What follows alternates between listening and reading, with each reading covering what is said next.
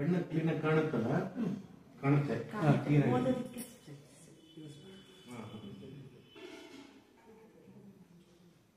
ಈಗ ಓಡಾಡೋದಕ್ಕೆಲ್ಲ ಸುಸ್ತು ಪರವಾಗಿಲ್ಲ.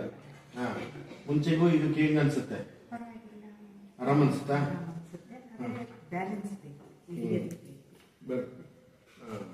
ಎಷ್ಟಿತ್ತು ಮುಂಚೆ ಶುಗರ್ ಹೇಳಿ? 387. ಫಾಸ್ಟಿಂಗ್ ಬಂತು 250 ಇತ್ತು. PPVS ಬಂತು 387 ಇತ್ತು. 387 2 ಮಂತ್ಸ್ ಬ್ಯಾಕ್. ನಿಮ್ಮ ಹತ್ರ ಬಂದ ಮೇಲೆ ನೀವು ಆಯುರ್ಮದ ಕೊಟ್ಟರೆ ಫಸ್ಟ್ ಮಂತ್ ಅಲ್ಲಿ ಆಯುರ್ ಬಲ ಕೊಟ್ಟು, ಅದು ಆಯುರ್ಬಲ ಬಂತು 3 ಟೀಸ್ಪೂನ್ಸ್ ತಗೊಳಕ್ಕೆ ಬಿಫೋರ್ ಫುಡ್, ಬೆಳಗ್ಗೆ ರಾತ್ರಿ ತಗೊಳಕ್ಕೆ ಹೇಳಿದ್ದೆ.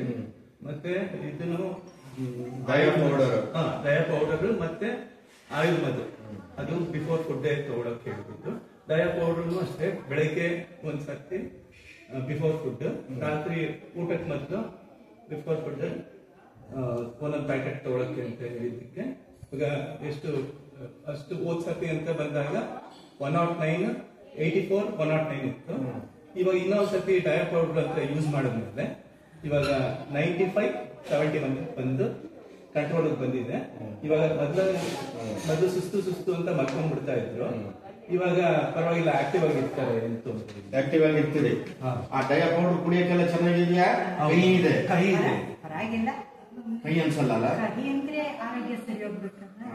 ಈಗ ಫಸ್ಟ್ ಕ್ಲಾಸ್ ಆಗಿ ಕಣ್ಣು ಕಾಣ್ತಾ ಚೆನ್ನಾಗಿ, ಕಾಲು ಉರಿ ಇಲ್ಲ ಅಷ್ಟೇ. ಈಗ ಮುಂಚೆ ತರ ಬರ್ನಿಂಗ್ ಅವೆಲ್ಲ ಇಲ್ಲ. ನೋಡಿ, ಇವರಿಗೆ ಶುಗರ್ ಇದ್ದದ್ದು ಪ್ರಾರಂಭದಲ್ಲಿ ಅವ್ರಿಗೆ ಇದ್ದಿದ್ದು HbA1c 10.8%. ನೋಡಿ ಎಷ್ಟು ಜಾಸ್ತಿ ಇತ್ತು ಅಂತ. ಆಮೇಲೆ ಊಟಕ್ಕಿಂತ ಮುಂಚೆ ಖಾಲಿ ಹೊಟ್ಟೆಗೆ 250 ಇತ್ತು. ಖಾಲಿ ಹೊಟ್ಟೆ ಅಂದ್ರೆ ಊಟ ತಿಂಡಿ ತಿಂದ ಮೇಲೆ 387 ಅಲ್ವಾ? 387 ಇತ್ತು. ಅದಾದ ಮೇಲೆ ಔಷಧನ ಪ್ರಾರಂಭ ಮಾಡಿದ್ರು. ಅಲ್ಲಿಂದ ಅವರಿಗೆ ತಿಂಡಿ ತಿಂದ ಮೇಲೆ 387 ಇದ್ದಿದ್ದು 109ಕ್ಕೆ ಬಂತು, 109ಗೆ ಬಂತು. ಆಮೇಲೆ ಖಾಲಿ ಹೊಟ್ಟೆಗೆ ಇವತ್ತು 71 ಬಂದಿದೆ.